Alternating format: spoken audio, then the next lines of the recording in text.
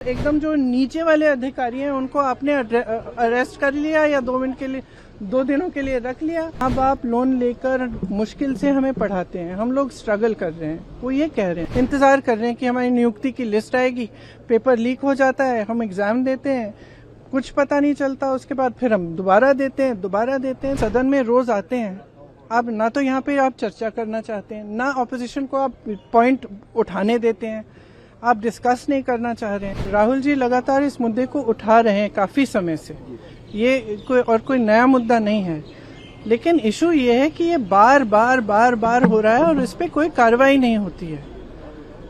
मुझे याद है जब मैं यूपी में काम कर रही थी तो जो पेपर लीक हो रहे थे वो 1-2 जो एकदम जो नीचे वाले अधिकारी हैं उनको आपने अरेस्ट कर लिया या 2 मिनट के लिए 2 दिनों के लिए रख लिया थाने में, उसके बाद बात वहीं पे रुक जाती है।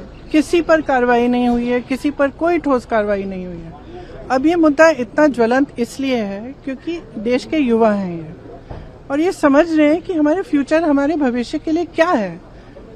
हमारे माँ बाप लोन लेकर मुश्किल से हमें पढ़ाते हैं, हम लोग स्ट्रगल कर रहे हैं। वो ये कह रहे हैं ना, वो कह रहे हैं कि हम स्ट्रगल कर रहे हैं, हमारे लिए इतना मुश्किल है। आप कोचिंग सेंटर्स को देखिए, मैंने बहुत सारे देखे, और कोचिंग सेंटर्स में जाइए और कोई भी माँ बाप जानता है, मतलब किसी भी लेवल का, किसी भी सोसाइटी में आप जानते होंगे आपके बच्चे जब पढ़ते हैं तो कितना टेंशन होता है, कितना जब एग्जाम होता है कितना टेंशन होता है। एज इट इज इतनी मुश्किल परिस्थिति है, ऊपर से आपने जॉब्स क्रिएट नहीं किए हैं इतने समय से, तो बच्चा अपने फ्यूचर को देख रहा है, कह रहा है कि मतलब मेरे फ्यूचर में फिर है क्या, मैं स्ट्रगल ही करते रहूं। मैं कह रही थी इंग्लिश में, मैं कह रही थी कि मैं कुछ ऐसे बच्चों से मिली थी जब मैं यूपी में काम कर रही थी, जो 26 साल के, 27 साल के, 28 साल के बच्चे कह रहे हैं हमारी तो शादी भी नहीं हो रही है, हम कुछ कर नहीं पा रहे हैं, हम इंतजार कर रहे हैं कि हमारी नियुक्ति की लिस्ट आएगी, पेपर लीक हो जाता है, हम एग्जाम देते हैं, कुछ पता नहीं चलता, उसके बाद फिर हम दोबारा देते हैं। तो मतलब ये एक बहुत ही जेन्युइन प्रॉब्लम है और इसको हल्के में कोई नहीं ले सकता। ये एक बहुत जेन्युइन प्रॉब्लम है। आज युवा बहुत ही दुखी है एक्चुअली। ये जो आप नाराजगी देख रहे हैं ये एक्चुअली दुख है कि हमारे फ्यूचर, हमारे भविष्य के बारे में कौन सोच रहा है।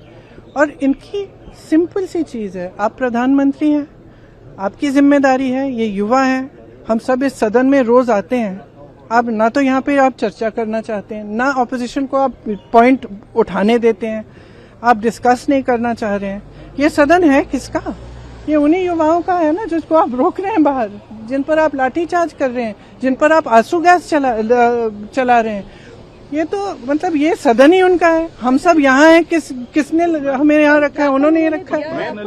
तो उनकी बात तो सुन ले, उनकी बात तो सुन ले। Prime minister Modi anti youth है, बिल्कुल एंटी यूथ है। देखिए एंटी यूथ है, एंटी गरीब है, एंटी किसान है। अब 12 साल हो गए, हम सब देख रहे हैं ना, किसान आंदोलन कर रहे हैं, आप उन पे दमन कर रहे हो, अब बच्चों पे दमन कर रहे हो। बच्चे हैं, सुन लीजिए इनकी बात, क्या होने जा रहा है। अगर इनकी बात शांति से सुन लें, आप मंत्री जी की जिम्मेदारी है, उनसे रिजाइन करवाइए। देखिए एक जमाना था जब मंत्री जिम्मेदारी लेते थे। मुझे याद है एक ट्रेन का एक्सीडेंट हुआ था शायद 80s में, अगले दिन उन्होंने इस्तीफा दिया। जो मंत्री रिस्पॉन्सिबल थे, जो उसके समय के रेल मंत्री थे, तो इस्तीफा दीजिए, जिम्मेदारी लीजिए, और सबसे जरूरी तो यह है कि सिस्टम को दुरुस्त करिए। खबरों की रणभूमि में यहाँ शोर नहीं, सोच लड़ती है, जहां शब्द नहीं, फैक्ट्स वार करते हैं, और हर सवाल खोलता है सच की नई परत।